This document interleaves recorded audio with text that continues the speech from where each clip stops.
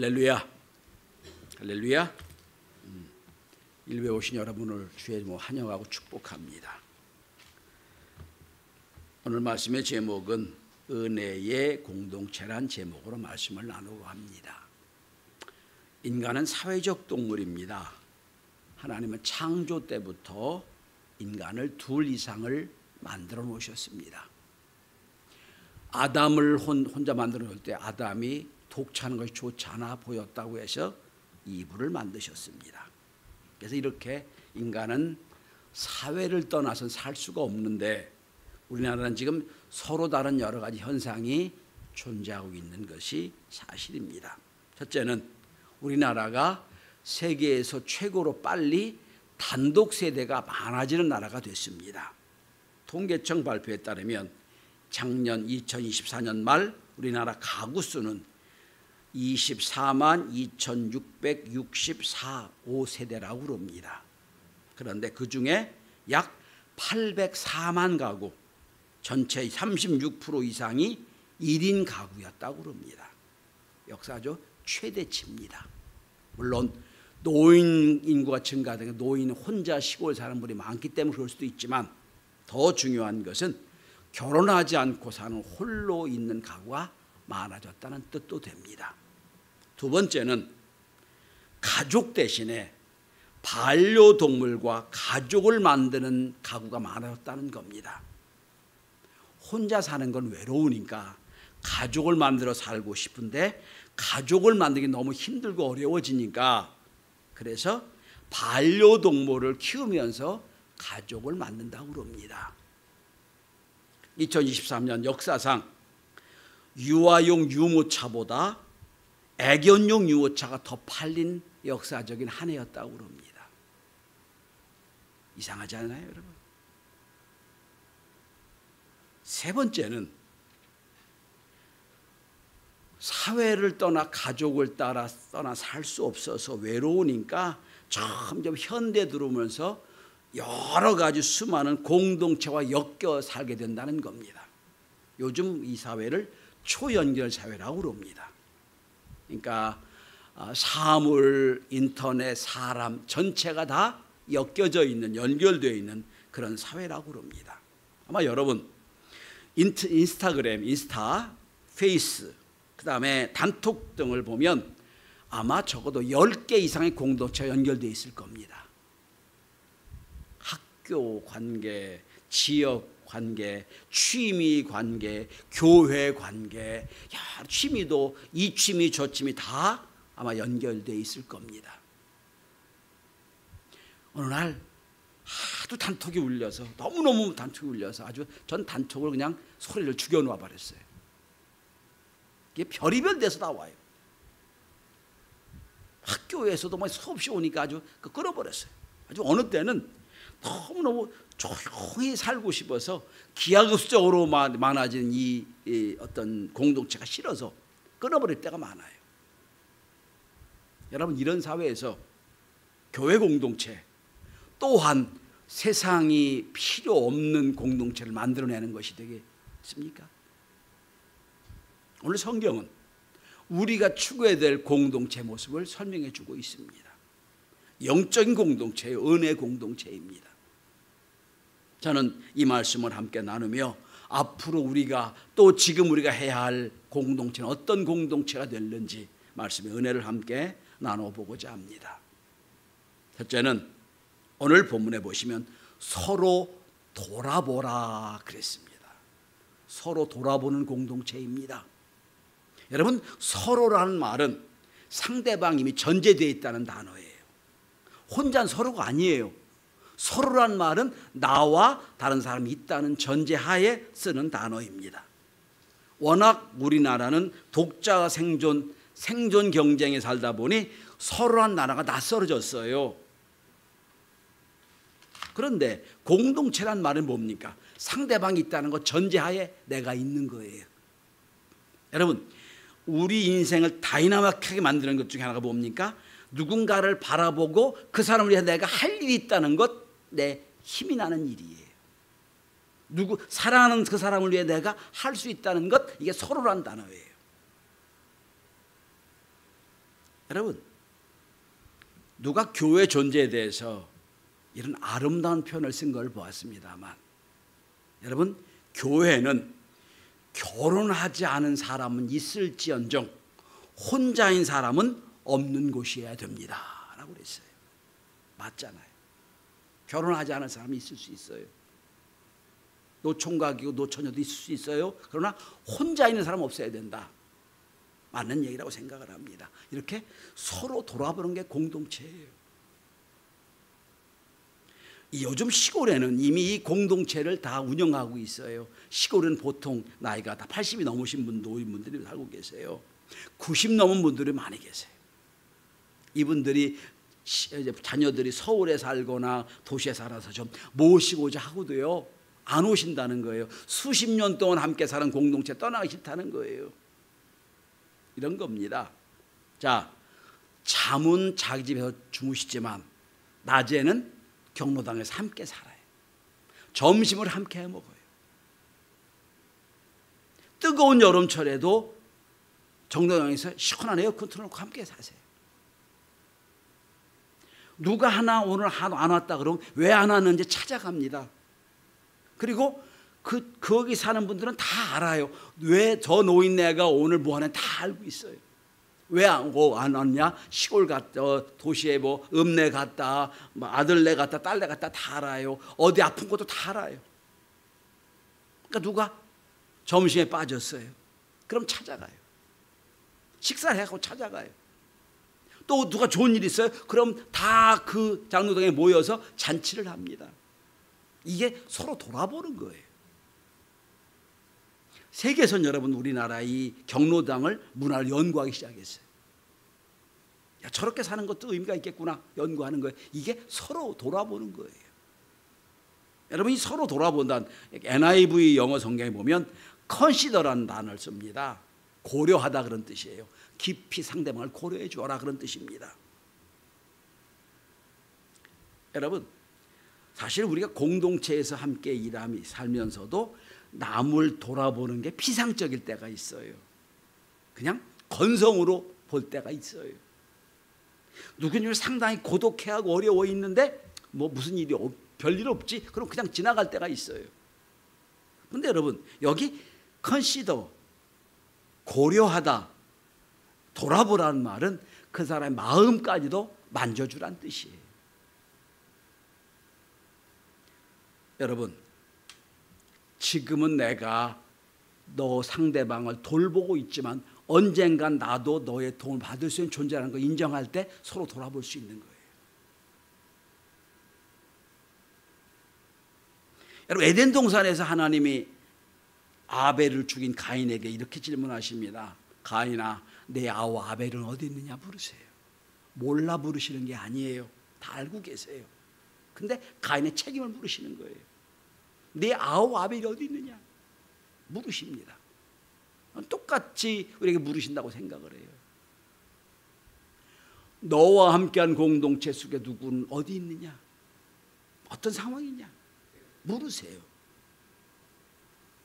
참 재밌는 건, 재미있다기보다는 좀 안타까운 건 묘한 현상이 있어요, 여러분. 자, 이 공동체에서 함께 어울리지 못하고 함께 이제 신앙생활하지 못하고 홀로 떨어져 신앙생활하는 분들이 이게 몇 달 되면 꼭 시험에 들어요. 좀 많이 봅니다. 그러니까 예를 들어서 이제 제가 자주 말씀드리는데, 이제 일부 예배를 선생님으로 오셔서 예배드리는 건 괜찮은데, 내가 무슨 일 때문에 계속 일부 예배 계속 나와요. 그럼 여러분, 이게 2부 예배 성도들과 떨어져 있거든요. 그럼 이게 서로 교제가 안 돼요. 어쩌다 한두 번은 괜찮아요. 근데 계속 난 1부 예배에 나와. 그럼 여러분, 2부 예배 함께 식사 공동체에서 빠져버리거든요. 나중에 여러분 홀로 시험 들어요. 그런 얘기 너무 많이 봅니다. 그래서 오늘 1배 보신 우리 선생님 이외의 성도 여러분, 다음 주는 특별한 일 없으면 다 2부에 11시에 오시길 바랍니다. 왜냐하면 거기 식사 공동체가 있거든. 응? 물론 그럴 수 있어요. 난 뭐 예배 끝나고 뭐 올리고 이게 싫고 나 빨리 가야 되는데, 그럴 수 있어요. 일, 직장 일 이외에는 여러분 공동체 떠나지 않기를 바랍니다. 여러분, 나 관심 없어가 아니라 나도 어느 날 저 사람들의 관심을 받아야 될 존재라는 걸 인정해야 돼요. 나도 저 사람을 위해 지금 계속해서 신경을 쓰고 관여해주고 있지만 언젠간 나도 관여를 받은 존재라는 걸 알아야 됩니다. 이게 서로 돌아보라는 뜻이에요. 두 번째는 서로 격려하는 공동체가 되어야 됩니다. 오늘 본문에 보시면 이렇게 나와 있지요. 서로 돌아보아. 왜 서로 돌아보라고요? 사랑과 선행을 격려하라고요. 서로 돌아보아 격려하라고요. 서로 돌아보아 지적질하라는 게 아니에요. 서로 돌아보아 선행과 사랑을 격려하라는 겁니다. 오늘 본문 히브리서는 주약 70년경에 쓰여진 것이라고들 합니다. 이때는 예루살렘 성이 멸망했던 때예요. 이제 초대교회가 막 이제 규모를 갖춰주고 있던 때, 상당히 핍박이 심했던 때 쓰여진 성경이에요. 너무 힘들어요, 예수님기가. 그럴 때 주시는 말씀이에요. 서로 격려해라. 사랑과 선행을 격려해라. 말씀이에요. 여러분, 무한 경쟁 시대에 가장 필요한 것 중에 하나가 있다면 격려하는 겁니다. 저는 3년 전에 이 본문을 가지고 이런 말씀을 드린 적이 있습니다. 격려의 공동체가 됩시다는 말씀을 드린 적이 있어요. 코로나 한참일 때 같은 본문을 갖고 말씀드렸습니다. 왜 그렇습니까? 오늘 우리 시대는 너무너무 경쟁이 치열하기 때문에 끝없이 경쟁과 위로가 필요한 시대이기 때문에 그렇어요. 오늘 여러분 성경에 제가 기원을 시편 133편으로 했습니다. 형제들 연합하는 것이 얼마나 아름다운고. 이게 시편 133편이에요. 형제가 서로 연합하는 게 얼마나 아름다운고. 그리고 제사장의 모습이 그 그림에 그려져 있어요. 자, 무슨 뜻입니까? 내가 저 사람을 제사장으로 여겨요. 제사장의 축복을 내가 받고 나도 저 사람의 제사장이 돼요. 저 사람의 축복을 하는 거예요. 이게 격려입니다. 사람이 무슨 힘으로 사는 줄 아십니까? 밥심으로 살아요? 맞아요. 그러나 그건 100% 맞는 건 아니에요. 사람은 격려의 힘으로 삽니다. 미국 워싱턴에 가보면 스미시안 박물관이 있습니다. 아주 유명한 박물관이죠. 거기 에브라임 링컨이 암살당하는 날, 암살당할 때 입고 있던 개인 소지품과 아브라함의 옷이 전시되어 있어요. 아브라함은 여러분 우리나라의 이순신 같은 존재잖아요. 거기 보면 링컨이라고 수놓아진 작은 개인 손수건 하나, 연필깎이, 칼, 면실로 짠 안경집, $5짜리 지폐 있습니다. 근데 좀 특이한 게 하나 있어요. 그거는 요만한 아주 이제 오래 낡아서 지금 겨우겨우 보존된 요만큼 된 손바닥만한 신문 조각 하나가 이렇게 있어요. 같이 붙어 있어요. 구겨져 있어요. 이게 접혀져 있는 신문 조각이에요. 그리고 거기 이렇게 쓰여 있습니다. 뭐라고 쓰여 있냐면, 그 신문 조각 이렇게 확대해서 이렇게 쓰여져 있는 뭐라고 쓰여 있냐면, 링컨은 모든 시대의 가장 위대한 정치가 중에 하나다라는 글이 나와요. 무슨 얘기냐면, 어느 신문인가 링컨 대통령을, 살아있을 때 링컨입니다. 살아있을 때 그렇게 평론이 됐던 그 신문이 있었던가 봐요. 글이. 그거를 링컨이 여러분 잘라가지고 자기 포켓에 넣고 다녔어요. 그 위대한 링컨도요, 남이 자기에게 좋은 말 한 걸 수시로 보았다는 거예요. 아, 나는 좋은 정치가구나. 스스로 격려했다는 뜻입니다.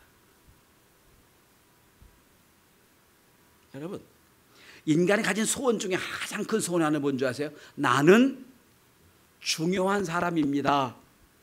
이거를 인정받고 싶은 게 인간의 본성이에요. 난 중요한 사람입니다. 난 인싸입니다. 이걸 인정받고 싶은 거예요. 여러분. 이게 인간의 모습이에요. 위로가 뭐예요? 격려가 뭐예요? 넌 충분히 그럴 사람이야. 할 수 있는 사람이야. 라고 얘기해 주는 거예요. 여러분, 예수님은 이런 면에서 가장 위대한 격려자였다고 생각을 합니다. 여러분, 예수님을 한번 생각해 보십시오. 아직 다듬어지지 않는 혈기왕성한 베드로를 보시고 베드로야, 넌 앞으로 게바가 될 거야. 넌 큰 바위가 될 거야. 말씀하셨어요. 그걸 듣고 있던 다른 제자들 웃었을 거예요. 제가 무슨 바위가 돼? 큰 바위가 돼? 그러나 그는 수제자, 그 믿음 위에 교회가 세워진 베테라가 됐어요. 요한을 보시고 말씀합니다. 너는 우레의 아들이다. 요한은 그 반모섬의 귀향과 천둥과 같은 하나님의 음성을 듣고 쓴 책이 요한계시록입니다. 우레의 아들이 됐잖아요. 여러분, 현장에서 가늠한 여인에게 그녀를 두드리며 이렇게 말씀합니다. 죄 없는 자가 먼저 쳐라. 믿음 없는 도마에게 말씀하십니다. 내 손을 내 옆구리에 넣어보아 믿음 있는 자가 되라. 예수님 십자가에 돌아가실 때 따르는 여인들을 향해 주님 말씀하십니다. 나를 위해 울지 말고 너희 자녀를 위해 울라. 다 격려의 말씀이에요. 무덤 밖에서 울고 있는 마리아에게 말씀합니다. 마리아야, 울지 말라 말씀하세요. 그래서 인생을 가만히 보세요. 바리새인과 서기관들을 향해서 아주 독한 말씀을 하세요. 심판의 말씀하시면 그 나머지는 여러분 늘 위로와 격려의 말씀이세요.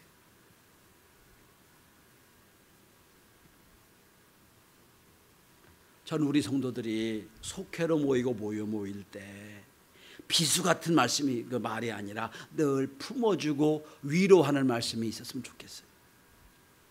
무엇으로 위로할 수 있겠습니까, 여러분? 뭐 내가 우리 집이, 우리 아들이, 우리 딸이, 뭐 우리 이런 뜻이 위로가 아니고요. 오늘 본문을 보시기 바랍니다. 위로의 기준이 나와 있어요, 여러분. 22절은 믿음을 얘기합니다. 참 온전한 믿음으로 나가자. 24절은 소망을 말씀합니다. 믿는 도리의 소망을 움직이지 말고 굳게 잡자. 24절은 사랑을 말씀합니다. 믿음, 소망, 사랑을 말씀하는 거예요. 이게 우리의 격려의 내용이 되는 거예요. 좀 더 들어가 보겠습니다. 선생님들이시니까. 여기 격려하다는 말은 헬라어로 보면 파라루스모스란 단어입니다. 근데 이 단어가 신약성경에 딱 2번 쓰입니다. 근데 우리가 알고 있는 격려와는 다른 단어예요. 이거 원래는 자극하다, 도발하다, 유발하다라는 단어예요. 그래서 이게 어디 쓰이냐면 사도행전 15장 39절에 쓰이는데 서로 심히 다투어 피차에 갈라서니 바울과 바나바가 갈라서는 장면이 나와요. 이때 심히 다투어가 오늘 격려란 단어예요. 이상하지 않아요, 여러분? 심히 다투다는 어떻게 격려가 됩니까? 이게 무슨 뜻이냐면 이 그 격려란 단어 속에 무슨 단어가 있냐면 도발하라는 단어가 있어요. 도발하다. 그래서 여러분 영어로 말하면 도발, 발작이란 단어, 프록스미스라는 단어가 여기서 나왔어요. 그래서 여러분 왜 분노의 발작, 기침의 발작할 때 쓰는 단어예요. 이걸 한번 원어 그대로 한번 번역을 해보면 이렇게 되는 겁니다. 여러분은 발작적으로 격려하셔야 됩니다. 참을 수 없을 정도로 격려하셔야 됩니다. 이런 뜻이에요. 마치 내가 컨트롤 못하는 발작이 있듯이 여러분 모일 때마다 발작하듯이 사랑과 선을 격려하셔야 됩니다. 이렇게 아주 센 단어를 쓰고 있어요. 우리말 쉬운 격려가 아니에요. 도발적으로 격려란 뜻이에요. 사랑과 선행을 격려하되 그냥 온전하게 그냥 부드럽게 하지 말고 내가 참을 수 없을 만큼 도발하고 유발할 만큼 격렬한 뜻이에요. 얼마나 강조하는가 알 수 있겠지요.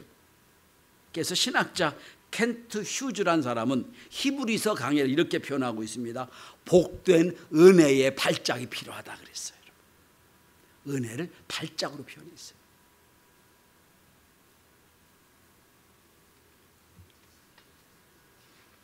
제가 여러 번 소개한 책 중에 하나, 행복의 조건이라는 책이 있어요.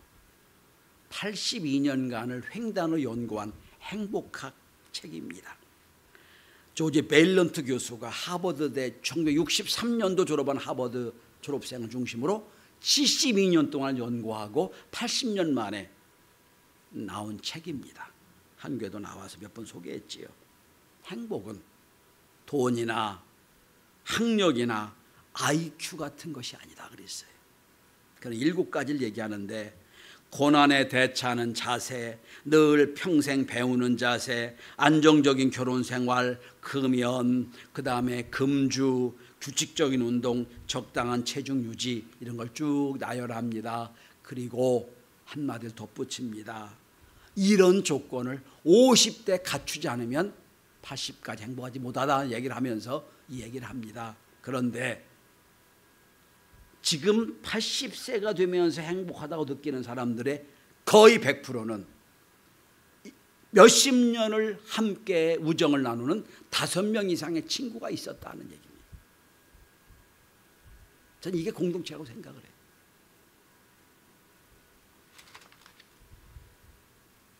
여러분, 교회에서, 여긴 교회는 여러분 무슨 뭐 이익 때문에 만나는 것도 아니고 무슨 취미로 만나는 것도 아니고, 우린 천국을 향하여 만나는 공동체입니다. 다른 게 관심 없어요. 어떻게 신앙생활 잘할 건가에 관심이 있는 사람들, 어떻게 은혜롭게 살 건가, 어떻게 복을 받을 거 살 건가, 여기 관심 있는 사람들이에요. 그렇다면 일평생 5-6명이 모여요. 참여하는 그날까지. 때론 멀리 떨어질 수도 있고 가까울 수도 있지만 늘 연결고리를 가지고 서로 사랑과 선행을 격려하며 이 경쟁사회, 어려운 사회를 헤쳐나가는 공동체, 은혜 공동체가 아닐까요? 마지막 3번째, 그러므로 의지를 가지고 열심히 모여야 됩니다. 여러분, 마지막 이렇게 표현합니다. 모이길 배웠던 사람들의 습관과 같이 하지 말고 오직 그날이 가까운 볼수록 더욱 그리하자 말씀합니다. 2주 전에 수요 기도회 때 저는 속장님들, 인도자, 회장단을 모아놓고 간단한 공부를 했습니다. 책 2권을 소개했습니다. 핫한 책입니다. 죽은 교회를 부검하다라는 책과 성장하는 교회, 쇠퇴하는 교회 책을 소개를 했어요. 죽은 교회를 부검하다는 책은 미국 교회의 현상을 분석한 책, 망했던 미국 교회를 분석한 책, 부검한 것처럼 분석을 했고, 한국 성장하는 교회와 망하는 교회를 분석을 딱 해놨어요. 그런데 공통적인 특징이 하나 있어요. 부흥하는 교회, 성장하는 교회는 건강한 공동체가 많더라는 겁니다. 많더라. 또 최근에 오무교회가 온다라는 책이 있습니다. 젊은이가 많은 교회, 21세기 교회의 모습을 분석한 책입니다. 이 책에서도 말합니다. 젊은이들이 많이 모이는 교회는 수준 높고 질 좋고 진정성 있는, 의지할 수 있는, 격려할 수 있는 공동체가 있는 교회였다라고 합니다. 결론은 똑같아요. 공동체가 있었다는 얘기예요. 여러분, 유명한 영화 기생충을 아시지요? 기생충의 영화를 보면 우리 사회는 소득 수준, 주거 수준에 따라서 다 세대를 나누고 무시해버리는 경향이 있어요. 월급이 적으면 200충, 빌라에 살면 빌라충, 임대주택에 살면 휴거충, 휴먼시아 거지란 뜻이라고 합니다. 그 다음에 많은 청년들이 이런 기준 속에 살며 소외를 느낍니다. 열등감을 느낍니다. 그래서 청년들이 가능하면 자기를 끌어주고 이끌어줄, 그리고 자기를 세워줄 공동체를 원한다는 거예요. 단순히 신분 상승이나 성공만을 위해 사람을 찾는 게 아니라 의미 있는 삶을 찾기 위한 공동체를 찾는다는 거예요. 물론 곧또래 공동체가 있어요. 취미 공동체가 있지만 교회에서 공동체는 그걸 넘어서서 나를 끌어줄 수 있는, 위로할 수 있는 공동체를 원한다는 거예요. 저는 우리 모든 공동체가 청년들이 들어오기를 좋아하는 공동체가 됐으면 좋겠어요. 어느 분들의 모이는 거 가면 너 왜 그렇게 왔냐, 너 왜 그러냐, 이게 아니라 아이고 오늘하고 수고했지, 너 믿음 참 이 취직하면 추구했구나, 애쓰는구나 라고 늘 격려가 위로해 주는 공동체 됐으면 좋겠어요. 오래전에 들은 이야기 중에 기억되는 말이 하나 있습니다. 유명한, 지금은 결혼한 것 같은데 연예인 중이었는데 그때까지 총각이었어요.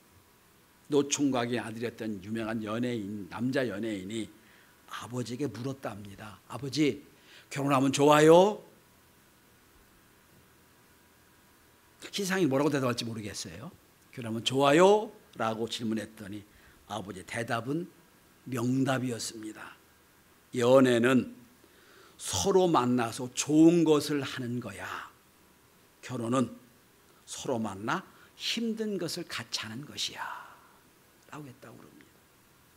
참 적절한 말 같아요. 여러분, 하나님과는 결혼 생활하는 게 연애 생활하는 게 아니에요.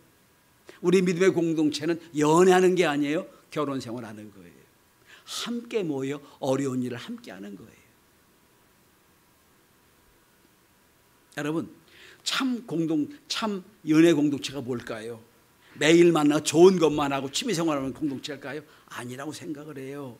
하나님 안에서 지체로서 한 가족이 되고 서로 끌어주고 이끌어주고 믿음을 세워주는 공동체. 이런 공동체는 돈으로 살 수 없는 공동체입니다. 이런 공동체는 어디가 얻을 수 있는 공동체가 아니라 내가 만들어 나가는 공동체입니다. 내가 만들어 나가야 됩니다. 20세기 가장 영향력 있는 사상가, 작가 C.S. 루이스의 영향을 주었던 작가라고 그럽니다. 길버트 키스 체스터틴이라는 작가가 있어요. 이분의 말로 말씀을 정리하려고 그럽니다. 이런 말을 했습니다.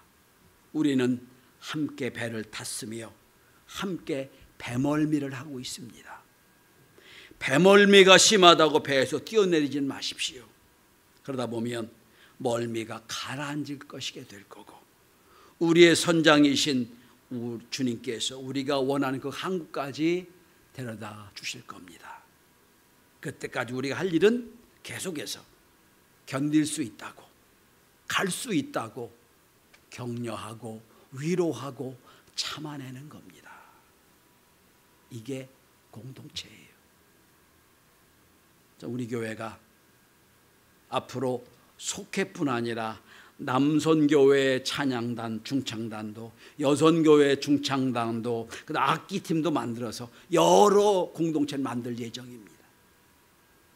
다 그 속에 들어가서 함께 참여하고 진정으로 사랑과 선행을 서로 격려하고 서로 돌보는, 그러고 주님 나라가는 그날까지 주의 뜻을 감당하는 은혜의 공동체가 될 수 있기를 주의 이름으로 축원합니다. 기도합니다.